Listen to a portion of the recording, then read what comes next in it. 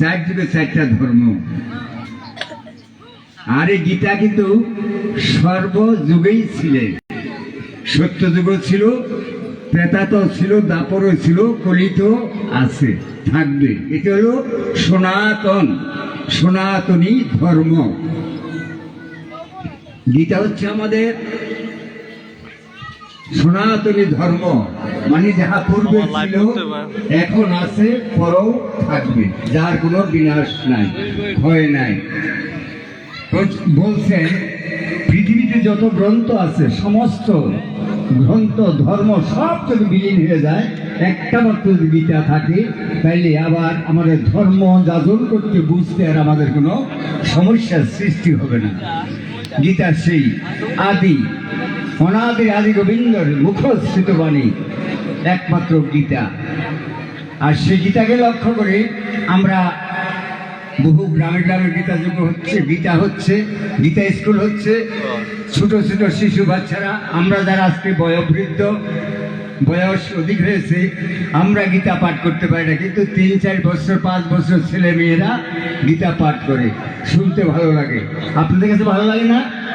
আমরা কিন্তু এই বয়সে ধর্মপথও যাই নাই, কিন্তু এখন বাচ্চারা সুন্দর করে গীতা পাঠ করছে, 1-2টা করে শ্লোক মুখস্থ করছে।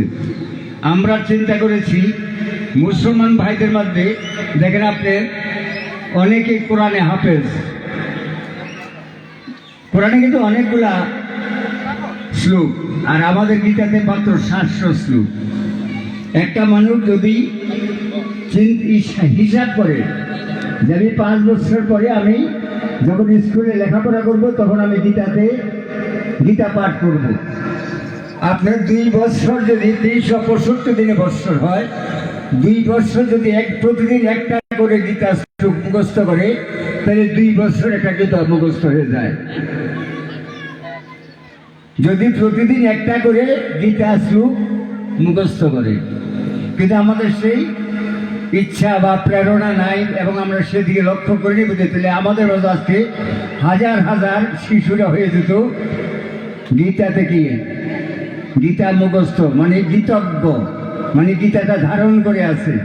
আমরাও সেই চিন্তাটাই করছি এখন থেকে। আমাদের মাঝে যেমন আমার মুখস্থ নাই, কিন্তু বলতে বলতে হয়েছে, এমনি মুখস্থ করতে পারি নাই, বলতে বলতে হয়ে গেছে। যে যথামাং প্রবুদ্ধতে তাং তথৈব ভজামহম মম বর্তানুবর্তন্তে মনুষ্য পার্থ সর্বস্ব। যে যেমনি করে ভজন করে, আমি তেমনি করে তাকে কৃপা করে থাকি। এটা ভগবানের কথা। আপনি যদি ইচ্ছা করেন, চেষ্টা করেন, বাচ্চারা স্কুলে যাচ্ছে প্রতিদিন, সপ্তাহে হয়তো একদিন শুক্রবার বা বৃহস্পতিবার গীতা স্কুলে যাচ্ছে, আপনি যদি ইচ্ছা করেন যে বাচ্চাটাকে নিয়ে আমি সেখানে যাব, 1 ঘন্টার সময় দিয়ে আসবো, বাচ্চাটাও শিখলো, আমিও শুনলাম। বাচ্চাটা বাড়িতে এসে ভুল বললে আপনি তাকে সংশোধন করে দিতে পারবেন, ছোট বাচ্চা। তো এতে করে আপনারও ভালো, ইহকাল পরকাল সংসারে সুখ আসবে। আপনি চিন্তা করে আমার কথাগুলো, যেই কথাগুলো আমি বলছি, পরীক্ষা করে দেখবেন। আপনি যদি, কারণ বিষ মুখে বলে বিষ হবে না, বিষ খেতে হবে। আর চিনি বলে মুখ বৃষ্টি হবে না, যদি চিনি খেতে হবে। আপনি ধর্ম ধারণ করেন, ধর্ম ধারণ করাটাকে বলছে ধর্ম। যাহা ধারণ করলে পরে আমার ইহকাল পরকাল সুখের হবে। যদি আপনি ধারণ করেন, আগে অভ্যাস করেন। আমাদের 6ষ্ঠ অধ্যায় গীতাতে অভ্যাস যুগ, আপনাকে অভ্যাস করতে হবে, প্রতিদিন সেটা করতে হবে। প্রতিদিন বাচ্চাদেরকে ঘুম থেকে উঠে হাত মুখ ধুয়ে, বা আপনার স্কুলে যারা যায় স্নান করে এসে একটা শ্লোক হলেও পাঠ করাতে হবে। এটা আপনাকে অভ্যাস করতে হবে। আপনি প্রতিদিন দ্বীপ প্রহরে বা সকালে যখন মন্দিরে যাবেন, আপনিও চেষ্টা করবেন একটা শ্লোক পাঠ করার জন্য, গীতার একটা শ্লোক অগ্রে। তারপরে আপনি সেবা পূজা দেন, গুরু পূজা দেন, সব কিছু করেন, তবে অগ্রে গীতা পাঠ করবে। গীতা হচ্ছে সর্বাগ্রে। আপনি দেখেন যত গ্রন্থ আছে, সব গ্রন্থের উপরে রাখে এখন গীতা। কেন রাখে? সর্বাগ্রে গীতা। এই জন্য বলছি, জীবনে গীতা, মরণেও গীতা। মরণের পরে গীতা দিলে আর কাজ হবে না। কেউ মরে গেলে বুকের আইনে গীতা দেন, এটা করবেন না। মরার আগে দিতে হবে। মরার আগে যদি গীতা বলে যদি প্রাণ ত্যাগ করে, তাইলে তার এই ভবার্ণবে আর জন্ম মৃত্যু নাই। শাস্ত্রে বলছে, গীতা বলছে। যে যথামাং প্রবদ্ধতে তাং তথৈব ভজাম্যহম মম বর্তন বর্তন্তে মনুষ্য পার্থ সর্বস্ব। আমি বলছি যে যে কর্ম করবে, যেভাবে যে কর্ম করবে সেইভাবে সে ফল ভোগ করবে।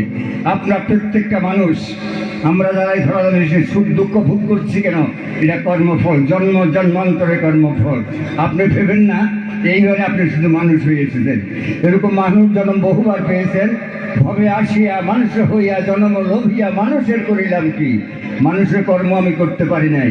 এইবার দুইটা হাত পেয়েছি, দুইটা পা পেয়েছি, আগামী দিন দুইটা হাত পাবো না, কারণ হাত দিয়ে আমি গোবিন্দ সেবা করি নাই, গুরু সেবা করি নাই, কৃষ্ণ পূজা দেই নাই, আমি কোনো ভক্ত সেবা করতে পারি নাই। তাই আমার এই হাত দুটি আর পাবো না। এই হাত দুটার পরিবর্তে আরো দুইটা পা বেরিয়ে যাবে, দুইটা পা। আর দুইটা পা যদি বেশি হয়ে যায় কি হবে? চারটা পা হয়ে আমি পশু হয়ে যাবো, পশু জন্ম ধারণ করবো। পশু ধর্মকর্ম নাই। তেমনি মানুষ হইয়া যদি সঠিক কর্মগুলো আমি সঠিকভাবে না করি, তাহলে প্রত্যেকটা মানুষের আমরা ভাবতে হবে আপনি আবার জন্ম হবে। আপনারা, আমরা যারা জন্ম ধারণ করেছি, আমরা এক জন্ম নয় বহু জন্ম। বলছে একমাত্র গোবিন্দ কৃপা ছাড়া কোনো ভক্তেই এই ভবানব থেকে মুক্তি লাভ করতে পারবে না। আমরা ভাগবতে দেখি, গীতাতে দেখি, চৈতন্য চরিতামৃতে দেখি, সব গ্রন্থে একই কথা বলছে, ভগবান ব্যতীত মুক্তির কোনো পথ নাই। তাহলে আপনি ভগবানের উপরে সমস্ত কিছু মন প্রাণ দিতে হবে। মন প্রাণ দেবেন কিভাবে? গুরুতে মন প্রাণ দিয়ে ফেলি, এটা কথার কথা, আসলে কিচ্ছু দেই না। যদি দিয়েই থাকি, তবে যদি আপনি দেওয়ার মতো দিতে পারেন, যেমন আমরা বলি না বিষ খালি বিষে ধরে, আপনি যদি দিতেই পারেন, দেওয়াটাই কর্তব্য, পাওয়ার জন্য চিন্তা করা যায় ঠিক নয়। আমরা গোবিন্দের কাছে এসে নমস্কার করি, এই দুঃখ সেই দুঃখ তুমি আমাকে না, এগুলো চাওয়া পাওয়া নয়। গোবিন্দের কাছে বলতে হবে তোমার চরণের জন্য আমার ভক্তি থাকে, তোমার চরণ আমি যদি আবার বারবার মানব জন্ম ধারণ করি, বারবারে যেন আমি তোমার শরণাপন্ন হতে পারি, আমি তোমার চরণ ছাড়া যেন না হই। শুধু এই প্রতিকারে আমাদের প্রত্যেকের থাকতে হবে। হে গোবিন্দ, তোমার চরণে আমাদেরকে স্থান দিও।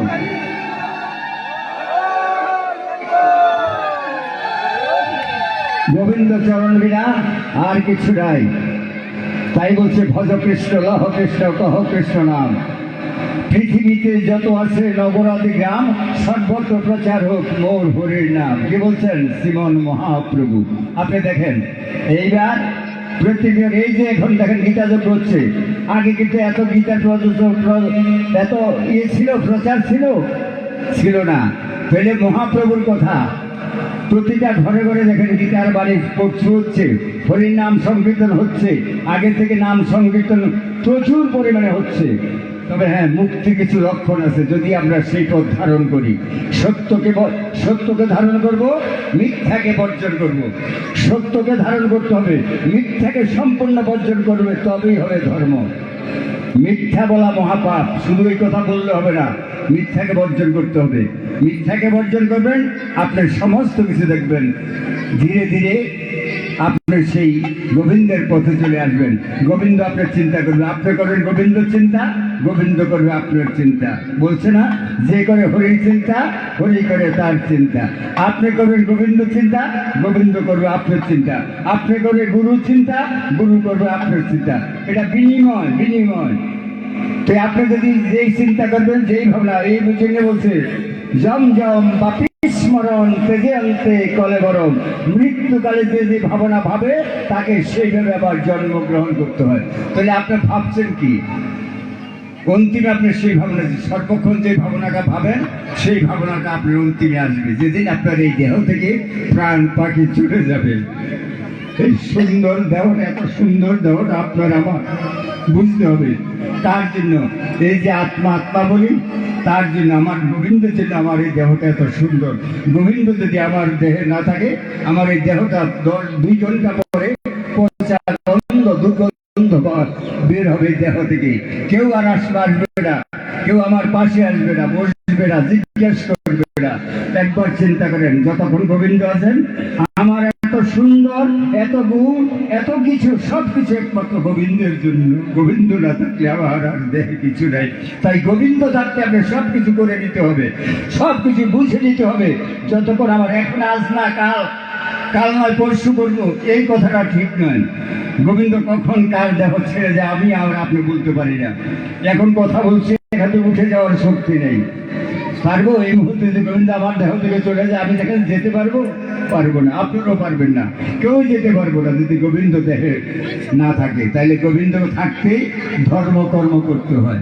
মরার পরে যেমন আমরা দেখলাম ওরা শ্রাদ্ধ করে, কার শ্রাদ্ধ কি করে?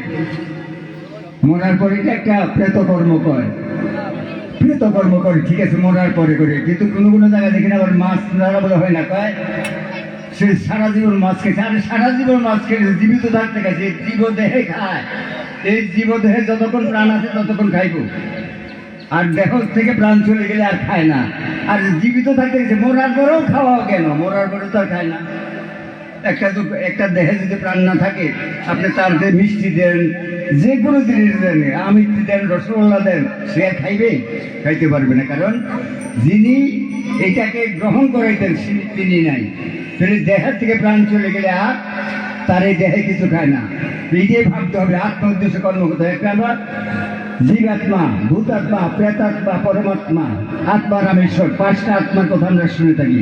তাহলে এই পরমের কর্ম হচ্ছে এই যে এখন যে কথা হচ্ছে, এখন যখন আপনারা এই যে কথাগুলো শুনছেন, এটা হচ্ছে আত্মপ্রসাদ। এটা গোবিন্দর আত্মতৃপ্তি হচ্ছে। আপনি খাইতে হয় না, কিন্তু শুনে তৃপ্তি। গোবিন্দ এইটা অনুভব করেন যে কোন ভক্ত আমার নাম করে, কোন ভক্ত আমার নাম গুণাগুণ করে। গোবিন্দ বলেন সারা দিনান্ত যদি একবারও আমার নাম স্মরণ করি, সেই ভক্ত আমার হয়ে যায়, আমি ভক্তের হয়ে যাই। ভক্তের অধীন ভগবান। আমরা যদি ভগবানের হতে যাই, তাহলে প্রতিদিনই ভগবানকে স্মরণ করতে হবে, তবে ভগবান আমার হবে। আর ভগবান যার হয়ে যায়, তার এই ধরাত আমি আর কোনো দুঃখ কষ্ট কিছুই থাকে না। জয় জয় শ্রীমদ ভগবদ গীতা ব্রহ্মানন্দে।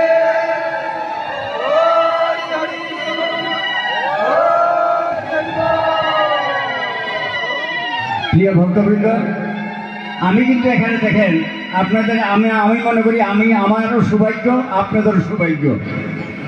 এখানে যোগ্য হবে আমি কিন্তু জানি না, শুনছি। শোনার পরে প্রভুর একটা নিমন্ত্রণ ছিল আমার প্রতি, মানে প্রথম যখন তারা যজ্ঞ আরম্ভ করে, সেদিন আমার এমপি মহোদয় যাইব আমার এখানে। তারপরে ওই যে উপজেলার চেয়ারম্যান আসবে, বিরাট মিটিং। আর এই মিটিংয়ের জন্য আমি সমস্ত দায় দায়িত্বটা আবার আমি সভাপতি, যার জন্য আমার কথাই রাখতে পারি না। এই জন্য প্রভুর কাছে ক্ষমা চেয়ে নিয়েছি আগেই, যে প্রভু আমার কারণ আমি এমন একটা বেড়াদলে পড়ে গেছিলাম যে আসাটা সম্ভব না। বলছি 1 ঘন্টার পর হইলে যাবো, কিন্তু বলছে এরা আসবে 10টায়, 12টায় আসছে না। আমি বলছিলাম 12টার পরে যাবো, 12টার পরে আসলে তখন আমার, কারণ 12টা থেকে 2টা পর্যন্ত আমার একটু থাকতাম, 3টা থেকে আরম্ভ হবে। কিন্তু এরা দেখা গেছে না, এরা মিস করে ফেলছে, যার জন্য আমি প্রভুর এখানে যেতে পারি নাই। আর আজকে দেখেন গোবিন্দের কি পায় এখানে। আমি শোনার পরে বলছি আমি যাব। আমার একটা যোগ্য আছে কালকে, সেটা হলো হাজিগঞ্জ। ওই আবার দেখেন সব শুনিয়ে আসছে হাজিগঞ্জ। তো এখান থেকে আমি বিকালে হাজিগঞ্জ চলে যাব। তো দেখেন প্রভু কিভাবে এখানে, আপনাদের নিমন্ত্রিত না, কিন্তু আমাকে গোবিন্দ এখানে পাঠিয়ে দিচ্ছে। আমি নিজের থেকে বলছি আমি যাবো। আমি প্রভুর ফোন করলাম যে আমি আসবো, কথা ঠিক না এটা? আর তাছাড়া এই সমস্ত গীতা যোগ্য, গীতা স্কুল, গীতা যেখানে গীতার কথা হয়, যেখানে ভক্ত সঙ্গ, আমি শুনলেই চলে আসি, নিমন্ত্রণ লাগে না, নিমন্ত্রণ লাগে না। ওই যে চাওয়া পাওয়ার কথা বলছে, আসলে ঠিকই। আমি যে গীতা যোগ্য করি, পাঠ কীর্তন করি, আমি কোথায় চাই না।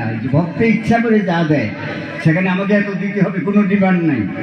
আর ভগবান আমাদের শাস্ত্র বলছে, কারো মনে আঘাত দিয়ে যদি আমি আপনাকে এখানে একটা করলাম, আগে কন্ট্যাক্ট করলাম আপনার সাথে, আমাকে এত দিতে হবে না, তবু আমি যাব না। আপনার বুঝে তার মুখে গীতা বা কোনো ধর্ম আলাপ বা ধর্ম কথা শোনা নিষেধ, শাস্ত্র বলছে, ফল হবে না এগুলো। এখন তো ব্যবসা হয়ে গেছে সব। আগে কন্ট্রাক্ট হয়, আমাকে এত দিতে হবে, এত দিতে কেমন আমার এই সেই বিভিন্ন বৈশ্বিক শুধু আমরা এখানে না, এরকম বহু জায়গা, যেমন আমার চন্ডীমুড়াও এখন বসি, এতে কন্ট্যাক্ট করবে আগে তারপরে যাবে, এগুলো নিয়ে আমার সাথে একটু দ্বন্দ্ব আছে। যাক, সেগুলো বলে লাভ নেই, বলবো না। তবে সত্যের একদিন জয় হবে, সত্যেরই জয় হবে। এখন যে যোগ্যটা যাচ্ছি তারই করতো যোগ্যটা, এখন এই যোগ্যটা আমারও দিয়ে করানো। এখন আমি